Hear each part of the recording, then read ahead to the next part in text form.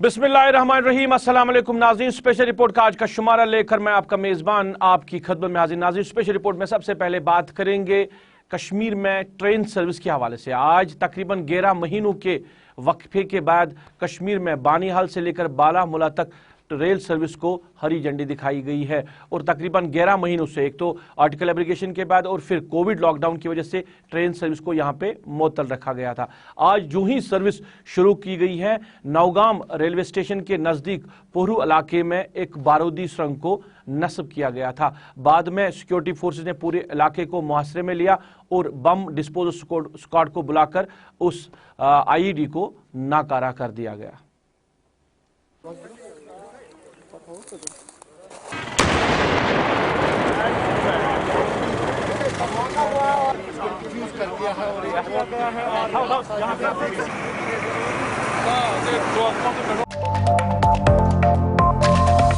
Rail service दोबारा शुरू होने से लोगों में काफी खुशी पाई जा रही है, क्योंकि लोगों को बहुत ज्यादा मुश्किलात हो रही थी। अगर किसी को कुपवारा या बारामूला से अनंतनाग या बानीहाल जाना होता है तो बाय रोड जाने से कितनी मुश्किलात उनको होती थी, और साथ ही मुलाजिम जो एक डिस्ट्रिक्ट से दूसरे डिस्ट्रिक्ट जिनको ड्यूटी पे जाना होता उनको भी आसानी होती थी जब यहाँ पे रेल सर्विस चलती थी। आज लोगों ने इस हवाले से खुशी व मसरत का इजहार किया है।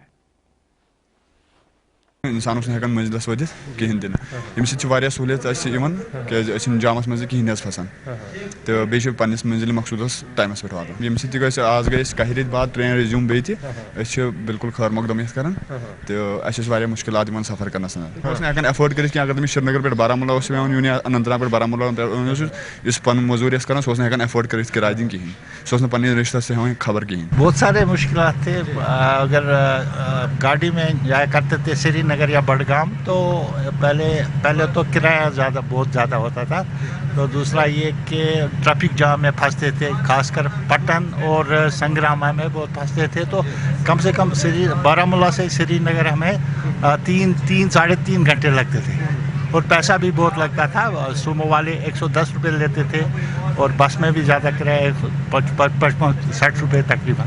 बहुत आसाइश इसमें बहुत फ़ायदे हैं और एक मिनिमम किराए पे भी पहुंच सकते हैं अपने मुकाम पे, और ट्रैफिक जाम का भी कोई खतरा नहीं। बिल्कुल ठीक है। कितना खुशाइन कदम है ये गवर्नमेंट की तरफ से। बहुत बेहतरीन कदम है, बहुत बेहतरीन कदम। 11 महीने के बाद या 1 साल के बाद ट्रेन शुरू हुई है। हमें बहुत खुशी हो रही है कि यहाँ की गवर्नमेंट ने फिर से दोबारा शुरू की है ट्रेन। हम बहुत अच्छी तरह से अच्छी महसूस करते हैं, खुशी महसूस करते हैं कि हमें बहुत सारा टाइम बचता था, टाइम बचेगा। अब हम जब घर निकलते थे इससे पहले कि ये पूरी उम्मीद नहीं होती थी कि हम कब पहुँचेंगे, कब गाड़ी मिलेगी, किराया बहुत पड़ता था। तो इस ट्रेन से हमें किराया भी बचता है और वक्त भी बचता है। अच्छा है, ये गवर्नमेंट का बहुत बड़ा एक शुक्रिया है कि इन्होंने जो दोबारा या 11 महीना के बाद दोबारा ये ट्रेन बहाल की है। इसलिए बड़ा जो यात्री करने वाले यात्राएं इनको बड़ी सहूलियत मिलेगी और ये अच्छी बात है। तो इससे पहले अगर शुरू करते तो ठीक थी, लेकिन कोविड की वजह से इन्होंने जो बंद किया उसकी वजह से थी प्रॉब्लम को, तो अब ये दोबारा जो बहाल की इसका बड़ा ये बहुत अच्छी बात है कि आसानी हो जाएगी सफ़र में, जल्दी से जल्दी अपनी जगह पे पहुंच जाएंगे। नाज़रीन, आप स्पेशल रिपोर्ट देख रहे हैं। स्पेशल रिपोर्ट में अब हम बात करेंगे पीपल्स डेमोक्रेटिक पार्टी के आज सदारती इंतखाबात होने वाले थे और इस हवाले से महबूबा मुफ्ती की रिहाइश गाह पे आज पार्टी लीडरान और वर्करान का इजलास भी बुलाया गया था, जहां पे फैसला लेना था कि किसको पार्टी का जो सदर है आइंदा के लिए मुंतखब किया जाएगा। और इस हवाले से एक तजवीज़ के तहत जो पार्टी की साबिका सदर थी महबूबा मुफ्ती, उसको दोबारा से पार्टी का सदर मुकर्रर किया गया और 3 साल की मुद्दत के लिए उनको पार्टी का सदर बनाया गया। इस हवाले से पार्टी के लीडरान और वर्करान ने महबूबा मुफ्ती को मुबारकबाद पेश की है। वाइस प्रेसिडेंट जनाब ब्रह्मवीरी साहब सानी मुबारक खैर रूल सवाल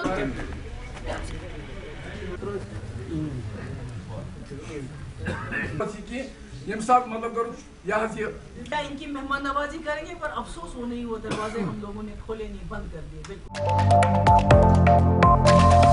बाद में पीडीपी सदर महबूबा मुफ्ती ने मीडिया के साथ बात की और बात करते हुए उन्होंने कहा कि जम्मू कश्मीर में हालात जो है वो ठीक नहीं है और खासकर पॉलिटिकल पार्टीज के लीडरान के लिए काफी ज्यादा हालात खराब किए गए। आईजी कश्मीर के हालिया बयान पे भी उन्होंने रद्दअमल जाहिर करते हुए कहा कि पीपल्स डेमोक्रेटिक पार्टी के लीडरान वर्करान किसी भी हालात के साथ मुकाबला करने के लिए तैयार है। महबूबा मुफ्ती का और क्या कहना है, हम आपकी नजर करते हैं। उन्होंने फिर से मुझे एक जिम्मेदारी सौंपी है और इसका जो है मुझे एहसास है, क्योंकि जो हमारे हालात हैं इस वक्त वो बहुत ही मुख्तलिफ हैं और बहुत मुश्किल हैं, बड़े चैलेंजेस हैं रियासत के सामने। और पीडीपी जिसका जन्म ही हुआ है जम्मू कश्मीर के जो हालात को ठीक करने के लिए, जम्मू कश्मीर के मसले के हल के हवाले से, जम्मू कश्मीर के जो लोगों के एहसासात हैं, जम्मू कश्मीर के लोगों की जो ख्वाहिशात है उसकी तर्जमानी करने के लिए, तो इस वही हमारा एजेंडा रहेगा जो मुफ्ती साहब का विजन रहा है कि जम्मू कश्मीर को जंग का अखाड़ा नहीं बल्कि हिंदुस्तान और पाकिस्तान के बीच में एक अमन का पुल बनाने की कोशिश रहेगी। इंशाल्लाह पहले भी करते रहे हैं और आगे भी करते रहेंगे। देखिए, वो अपना काम करेंगे, मुझे अपना काम करना है। मुझे लोगों की जो पे जुल्म है, मजालिम हो रहे हैं, एक बाप अपने बच्चे की लाश मांगता उसको नहीं दे रहे हैं, दूसरी जगह एक बच्चे का अगवा होते होते लोगों ने रोक दिया, तो ये तमाम मुश्किलात हैं इसको जो जम्मू कश्मीर के लोग फेस कर रहे हैं। तो मैंने तो ये बात करनी है, तो अगर आईजी साहब का उसकी अपनी ड्यूटी है, अगर उनको लगता है कि ये बातें जो है कोई कानून के खिलाफ कर रही हूँ मैं और इसके लिए उनको मुझे अरेस्ट करना है, तो वो अपनी ड्यूटी करें, मैं अपनी ड्यूटी करूंगी। मुझे कुछ नहीं कहना है, क्योंकि देखिए स्टेटहुड तो मरकजी सरकार ने देना है, वो तो महबूबा मुफ्ती ने नहीं देना है ना। देखा नहीं इस वक्त भी हम, देखिए ये खुशकिस्मती है हमारी कि हमारा वर्कर वहीं खड़ा है जहां पर वो पहले था। वर्कर हमारे बागे नहीं है। यही वजह है कि हमने कुल 61 सीट्स लड़ी डीडीसी में और तकरीबन 30 सीटें हमने जीती। तो इसका मतलब है कि पीडीपी कहीं ना कहीं लोगों में अभी भी जिंदा है और जो लोग जो सीनियर लीडर भाग गए हैं वो वर्कर अपने साथ नहीं ले सकते हैं। नाज़रीन, आप स्पेशल रिपोर्ट देख रहे हैं। स्पेशल रिपोर्ट में अब हम बात करेंगे पेट्रोल और डीजल की कीमतों में इजाफा हो रहा है, जिसकी वजह से लोगों को काफ़ी ज़्यादा मुश्किलात है और मुल्क की आवाम जो है वो कहीं ना कहीं सरकार पे तनकीद कर रही है और आवाम के साथ साथ यहाँ के जो मुख्तलिफ पॉलिटिकल पार्टीज के लीडरान हैं उन्होंने भी सरकार को हद पे तनकीद बनाया है। पेट्रोलियम व कुदरती गैस के मरकजी वजीर धर्मेंद्र प्रधान ने कहा कि बैनुल अक़वामी मार्केट में तेल की पैदावार में कमी आने की वजह से कंपनियों की मुनाफाखोरी की वजह से तेल के दाम बढ़ गए हैं। उन्होंने कहा कि सरकार इन सारे मामलात को देख रही है और ये कभी बर्दाश्त नहीं किया जाएगा, मुनाफाखोरी को बर्दाश्त नहीं किया जाएगा। और क्या कहना है धर्मेंद्र प्रधान का, हम आपकी नजर करते हैं। देखिए, पेट्रोलियम प्राइस सभी को चुभ रहा है, इसको हम भी स्वीकार करते हैं। दो प्रमुख कारण है। अंतर्राष्ट्रीय बाजार में उत्पादन घटने के कारण उत्पादनकारी देश ज्यादा मुनाफाखोरी के लिए कम उत्पादन करते हैं, उपभोक्ताकारी देश उसकी नुकसान उठा रहे हैं। हम उत्पादनकारी देशों को ओपेक प्लस की कंट्रियों को बार बार यही विषय को आग्रह कर रहे हैं कि ऐसे नहीं चल सकता है। देखिए, खाड़ी की देश जहां से ज्यादा तेल उत्पादन होता है, अब तक ये दोहरी बिक्री की व्यवस्था किए थे। अमेरिका और यूरोप के लिए एक rate, Asia Bharat, China, Japan उनके लिए एक रेट, जिसको एशियन प्रीमियम कहा जाता है। प्रधानमंत्री जी ने ऐसे उत्पादनकारी देशों के नेतृत्व को दो टूक कहा था कि हम विश्व की एक बड़ा कंज्यूमर है, आप ऐसे हमारे साथ नहीं कर सकते, हमारी खपत ज्यादा है, हमको ज्यादा मूल्य देना पड़े, ऐसे नहीं चल सकता है। अभी जनवरी फरवरी की उत्पादनकारी देशों की ओएसपी निकली है, ऑफिशियल सेल्स प्राइस निकली है। पहली बार उन्होंने एशियन प्रीमियम को घटाया है। हमारी प्राइस की तुलना में अमेरिका और यूरोप की प्राइस महंगा हुई है, पहली बार हुई है। मैं इसकी श्रेय प्रधानमंत्री जी को देता हूं, भारत के कंज्यूमर्स को देता हूं। हम अपने हितों को बार्गेनिंग कर पा रहे हैं आज। नाज़रीन, आप स्पेशल रिपोर्ट देख रहे हैं। बात करेंगे कोविड-19 के हवाले से। कोविड-19 की बात करें तो पहले लॉकडाउन, और लॉकडाउन में काफी ज्यादा सख्तियां देखने को मिली, फिर आहिस्ता आहिस्ते लॉकडाउन को ईज किया गया है, फिर खत्म किया गया है और अब शायद ऐसा लग रहा है कि लोग जो है वो कोविड-19 भूल चुके हैं, क्योंकि कहीं भी सोशल डिस्टेंस नहीं है, कोई भी SOPs का ख्याल नहीं रखा जाए। चाहे हम ट्रांसपोर्ट की बात करें, सरकारी दफातरों की बात करें, सड़कों की बात करें, मार्केट की बात करें, अब कहीं कोविड-19 के हवाले से कोई भी इंतजाम नहीं है। ना सरकार देख रही है, ना एडमिनिस्ट्रेशन देख रही है, ना लोग इस हवाले से अपने आप को बचाने की कोशिश कर रहे हैं, क्योंकि दूसरी लहर जो कोविड-19 की है उस हवाले से अब कहा जा रहा है कि एक सख्त तरीन लहर आ रही है। क्योंकि अगर हम बात करें मुल्क की तो 5 रियासतों में ये लहर अब देखने को मिल रही है। महाराष्ट्र की बात करें, वहां पे बहुत ज्यादा पॉजिटिव केसेस अब सामने आ रहे हैं और ये भी कहा जा रहा है कि अब महाराष्ट्र में लॉकडाउन हो सकता है अगर लोग एहतियात नहीं करेंगे। यहां अगर रियासत जम्मू कश्मीर की हम बात करें तो यहां पे भी अब कहीं ना कहीं केसेस जो है अगरचे कम हो गई है मगर अमवातों में इजाफा हो सकता है। ये माहिरीन का अंदेशा है कि यहाँ पे भी अब अमवातें हैं जो काफ़ी ज़्यादा बढ़ सकती है, क्योंकि लोग जो है अब कोविड-19 के हवाले से लोग जो है वो एहतियात करना भूल चुके हैं। दुनिया की बात करें तो काफ़ी ज़्यादा लोगों की जानें चली गई है कोविड-19 की वजह से। अमेरिका की बात करें तो सरफरिस्त तकरीबन 5 लाख के करीब वहाँ पे लोग जो है उनकी जान चली गई है कोविड-19 की वजह से। डॉक्टर नवीद नज़ीर हमारे साथ बराह रास्त जुड़े हैं, इनसे जानने की कोशिश करेंगे ये दूसरी लहर असल में क्या है, क्योंकि वैक्सीनेशन भी आया, फ्रंटलाइन वर्कर्स को वैक्सीन दिया गया है, अब आम लोगों को 6 मार्च से कहा जा रहा है कि उनको वैक्सीन दिया जाएगा। एक तरफ वैक्सीन और दूसरी तरफ लहर की बात की जा रही है और खतरनाक लहर की बात की जा रही है, तो क्या कुछ है ये, इस पर हम बात करेंगे डॉक्टर नवीद नज़ीर से। डॉक्टर साहब, बात करने के लिए बहुत बहुत शुक्रिया। डॉक्टर साहब, ये जानना चाहेंगे कोविड-19 की दूसरी लहर बताई जा रही है, जिस तरह महाराष्ट्र की बात करें, मुख्तलिफ रियासतों की बात करें, अब कहा जा रहा है कि दूसरी लहर और ख़तरनाक लहर जो है वो सामने आ रही है, जिसे एक्सपर्ट्स की राय जो अगर हम देखिए तो क्या कहना चाहेंगे जम्मू कश्मीर की। पहले अगर हम सूरत हाल बताने की कोशिश करें, क्या किस तरह की सूरत हाल जम्मू कश्मीर में अभी है कोविड-19 के हवाले से? देखिए, अगर हम जम्मू कश्मीर की बात करें तो यहाँ पे अभी तक ऐसा कोई इंडिकेशन नहीं है कि सेकंड वेव ऐसी कोई शुरू हुई है। नो डाउट हमारे जो केसेस हैं वो constantly between 50 to 100 he per day detect हो रहे हैं, लेकिन अगर हम बाकी रियासतों की बात करें तो हम देख रहे हैं कि महाराष्ट्र या केरला, पंजाब, मध्य प्रदेश, तो ऐसे स्टेट्स हैं जहाँ पे हम देख रहे हैं कि पिछले 1-2 हफ्तों में नंबर ऑफ केसेस जो है वो कॉन्स्टेंटली राइज हो रहे हैं। तो इसमें एक इंडिकेशन हो सकती है कि क्योंकि अगर हम पहली वेव की बात करें तो वो भी इन्हीं स्टेट्स में पहले शुरू हुई थी। पहले केसेस हमने केरला में देखे थे, उसके बाद हमने देखा था कि महाराष्ट्र में स्पाइक हो गए थे केसेस और उसके बाद फिर बाकी स्टेट्स में ये लहर फैली थी।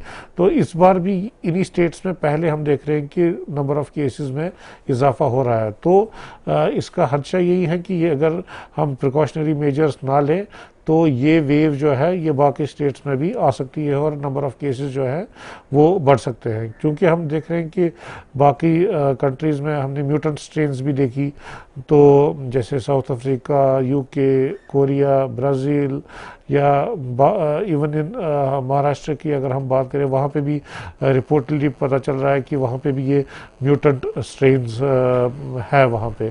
तो इनका अभी बिहेवियर इंडिकेशंस लग रही है कि ये ज़्यादा इसमें इन्फेक्टिव पावर ज़्यादा है, तो रिस्क ऑफ ट्रांसमिशन भी ज़्यादा होगा इसका।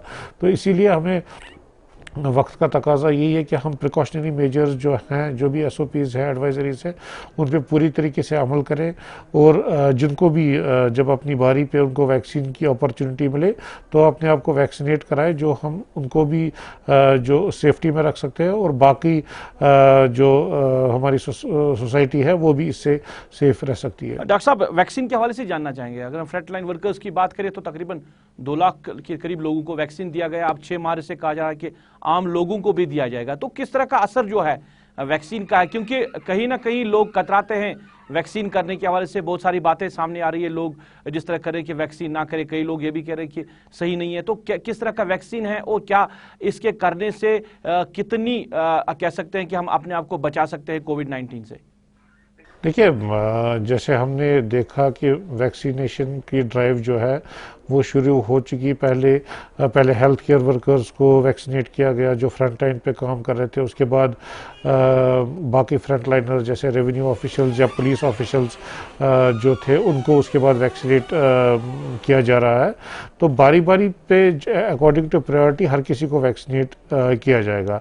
तो लेकिन ये हमने आम देखा कि सोशल मीडिया पे जो न्यूज़ आई हैं from time to time regarding the adverse effects of vaccine, लेकिन हमने यहाँ पे भी जैसे हमने लोगों को या हेल्थ केयर ऑफिशियल्स को वैक्सीनेट किया तो कोई ऐसा एडवर्स इफेक्ट हमको देखने में नहीं मिला। सिर्फ जो एक्सपेक्टेड साइड इफेक्ट्स हैं जैसे पेन होना, फीवर होना, मसल एक्स, फैटीग या लूज मोशन, ये माइनर साइड इफेक्ट्स तो एक्सपेक्टेड होते हैं हर किसी वैक्सीन में। इन्हीं वैक्सीन में नहीं, जैसे फ्लू वैक्सीन करते हैं उसमें भी ऐसे साइड इफेक्ट्स आते हैं, या बच्चों में भी हम वैक्सीनेट करते हैं तो उनमें भी ये साइड इफेक्ट्स, तो ये तो एक्सपेक्टेड साइड इफेक्ट्स है।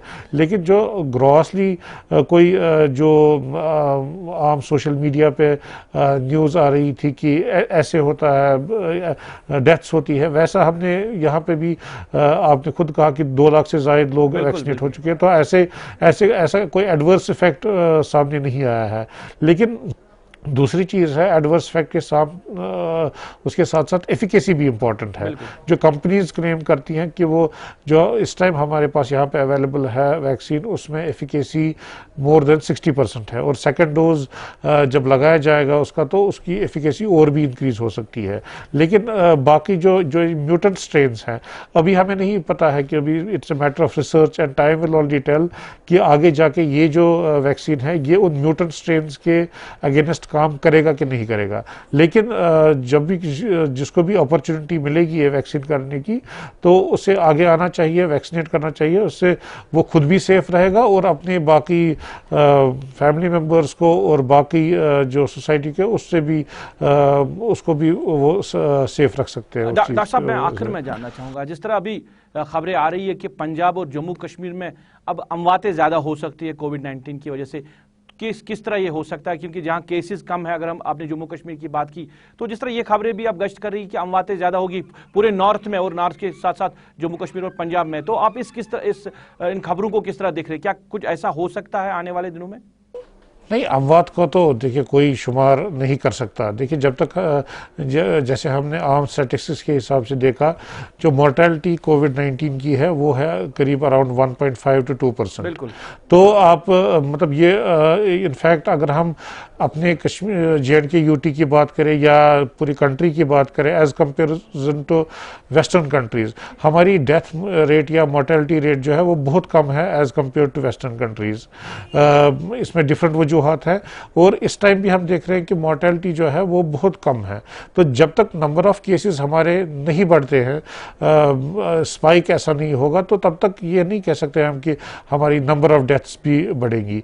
जितने हमारे नंबर ऑफ़ केसेस कम रहेंगे उतनी मोर्टेलिटी भी हमारी कम होगी। ओवरऑल हम देख रहे हैं कि अभी भी हमारी जो स्टैटिस्टिक्स हैं वो करीब 1 to 1.5% ही मोर्टेलिटी हमारी JNK UT में या पूरे इंडिया में इस टाइम ये डेथ रेट है। डॉक्टर साहब, जिस तरह अभी अगर लोगों में कहीं किसी में सिम्टम्स पाए जाते हैं या किसी को जुकाम भी हो सकता है, खांसी भी हो सकती है, यहाँ पे हमने देखा कि सेल्फ मेडिकेशन बहुत ज़्यादा हो रही है। मेडिकल शॉप पे गए, वहाँ से खुद ही मेडिसिन लाके खुद ही इस्तेमाल किया तो कह रहे कि हम इन चीज़ों से बच सकते हैं। तो सेल्फ मेडिकेशन कितना खतरनाक हो सकता है इन हालात में? देखिए ये जो है ये तो विंटर का सीज़न है, तो हम वैसे ही देखते हैं कि विंटर्स में हमारे incidence of upper and lower respiratory tract infection जो है वो इंक्रीज़ होती हैं। और इसमें इस टाइम अब चेंज ऑफ सीज़न भी है तो इस टाइम एलर्जिक पेशेंट्स भी जो हैं उनमें भी एक्सरबेशन होता है, उनमें भी सिम्टम्स बढ़ जाते हैं। और ये एक इंतहाई मुश्किल है एक डॉक्टर के लिए भी और पेशेंट के लिए तो ज़्यादातर, या किसी कंपाउंडर के लिए बहुत ज़्यादा मुश्किल डिफ्रेंशिएट करना है कि ये एलर्जिक है, ये वायरल है, ये बैक्टीरियल इन्फेक्शन है। तो इसलिए एक इनको डॉक्टर साहब के बेहतर यही रहेगा कि डॉक्टर साहब के पास ही आए और उनको लगेगा कि इनको टेस्ट करने की ज़रूरत है, तो उससे टेस्ट से ही पता चल सकता है कि इसको बेसिकली ये सिम्टम्स जो इस टाइम डेवलप हुए हैं इसकी बेसिक वजह क्या है, बैक्टीरियल है, वायरल है या एलर्जिक है, तो उसी के हिसाब से उनको ट्रीटमेंट रहेगा। अननेसेसरली एंटीबायोटिक एंटीबायोटिक्स लेना, अननेसेसरली एंटीवायरस लेना, ये पेशेंट के लिए हार्मफुल है, इसमें साइड इफेक्ट्स भी होते हैं। और सेकंड सबसे ज़्यादा इंपॉर्टेंट है, इससे रेजिस्टेंस डेवलप होती है। जब सच में इनको फिर इन दवाओं की अदविया की ज़रूरत पड़ती है तो उस टाइम फिर ये अदविया इन पे इफेक्ट नहीं करती है। तो बेहतर और अफजल यही है कि वो अपने प्राइमरी हेल्थ सेंटर या डॉक्टर साहब के पास मिलें, वो उनसे मुलाहिजा करवाएं, तो वो बेहतर तरीके से इनको गाइड कर सकते हैं कि इनको क्या दवाई लेने की ज़रूरत है या इनको टेस्ट करने की ज़रूरत है या नहीं। चलिए डॉक्टर साहब, बात करने के लिए बहुत बहुत शुक्रिया। डॉक्टर नवीद नज़ीर बात कर रहे थे और बात हो रही थी कोविड-19 के हवाले से कितना ज़रूरी अभी भी एहतियात है। जिस तरह डॉक्टर साहब ने कहा कि शायद SOPs का ख्याल रखना ज़रूरी है जो हम भूल चुके हैं। हमारे मार्केट की बात करें, सरकारी दफातरों की बात करें, अब कहीं पे SOPs नहीं है, कहीं पे लोग एहतियात नहीं कर रहे हैं, जिसकी वजह से कोविड-19 में लोग शिकार हो सकते हैं। अभी भी कोविड-19 है, बचने के लिए ज़रूरी है कि हम एहतियात करें और फॉलो करें गाइडलाइंस को, जो बड़ा ही ज़रूरी है।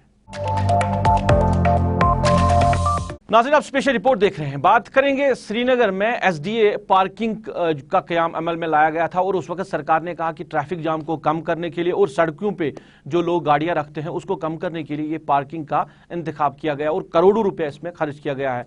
आज लोगों ने इस हवाले से शिकायत की। हम लोगों का कहना है कि वहां पर उनको गाड़ी रखनी नहीं दी जा रही है और कहा कि जिन लोगों ने पहले ही अपने आप को रजिस्टर किया है वही लोग इस पार्किंग में अपनी गाड़ियां रख सकते हैं। लोगों का इस हवाले से और क्या कहना है, हम आपकी नजर करते हैं। मैं 3 दिन से यहाँ आ रहा हूँ इस पार्किंग में, तो 3 दिन से ये बता रहे हैं कि ये टेम्परेरी क्लोज्ड है, ठीक है, और दूसरे गाड़ियों को ये अंदर जाने देते हैं। मैंने इनको बताया कि अगर दूसरी गाड़ियाँ अंदर जा रही हैं तो हमें क्यों नहीं जाने के मौका दे रहे हो। कहा कि ये उन लोगों के लिए जिनको ऑलरेडी रजिस्ट्रेशन की हुई है मंथली बेस्ड। अगर ये मंथली बेस्ड के लिए पार्किंग है तो आम पब्लिक के लिए क्या है फिर यहाँ पर जब भी गाड़ियाँ कहीं पर रख लेते हैं तो ये लोग पुलिस आते हैं और ले जाते हैं। अब अगर आम पब्लिक आ जाता है गाड़ी रखने के लिए तो वो कहाँ पे रखेगा, पार्किंग है ही नहीं के लिए। अगर ये रजिस्ट्रेशन वालों के लिए है तो आम पब्लिक के लिए कहाँ पर गाड़ी रखने के लिए जगह है वो बताया जाए।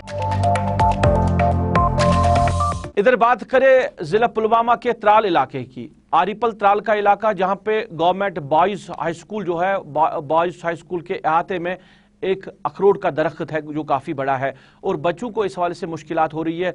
वहाँ के लोगों का, वहाँ के टीचर्स का ये कहना है कि अगर कभी तेज़ हवाएं चलती हैं तो बच्चों को स्कूल से फारिग करना पड़ता है और उनको घर वापस भेजना पड़ता है क्योंकि खतरा लाहक रहता है। इस हवाले से लोगों ने क्या कहा है और एडमिनिस्ट्रेशन ने क्या कहा है, हम आपकी नज़र करते हैं। मैं 10th क्लास में पढ़ती हूँ। जी सर, हमें इन अखरोट के दरख्तों से बहुत प्रॉब्लम है।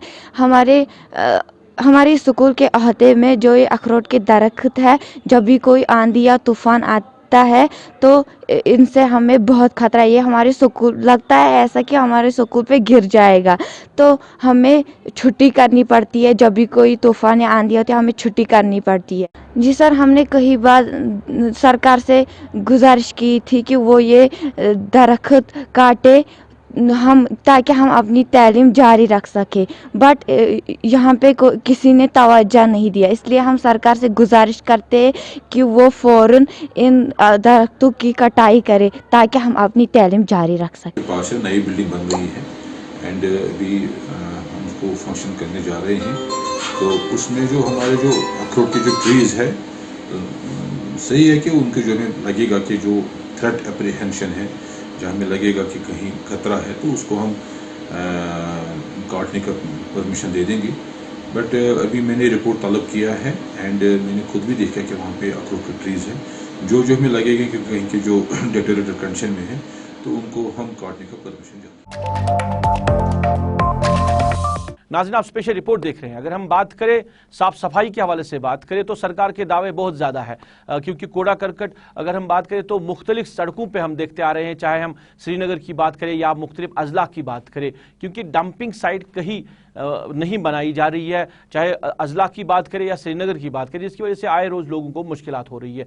नेशनल हाईवे जो है, जो श्रीनगर बारामूला रोड है, वहाँ पे पटन के नज़दीक सड़क पे ही, नेशनल हाईवे के किनारे पे ही एक डंपिंग साइट बनाई गई है, जिसकी वजह से लोगों को बहुत ज़्यादा मुश्किलात हो रही है और चलने फिरने में दुश्वारियों का सामना करना पड़ रहा है, क्योंकि एक तो डंपिंग साइट के नज़दीक काफ़ी बदबू आ रही है, दूसरे वहाँ पे कुत्तों का जमावड़ा भी रहता है, जिसकी वजह से लोगों को चलने फिरने में काफ़ी ज़्यादा मुश्किलात हो रही है। लोगों ने इस हवाले से किस तरह के इल्ज़ाम लगा है इंतज़ामिया पे, एडमिनिस्ट्रेशन पे, हम आपकी नज़र करते हैं।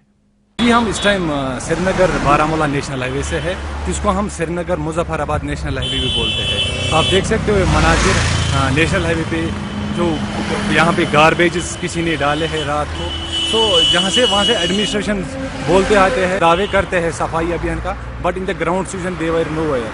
सो we are demanding to local administration please take a look in this matter, जिससे इससे जो यहाँ पे गार्बेज है इससे वबाई बीमारी का खतरा है।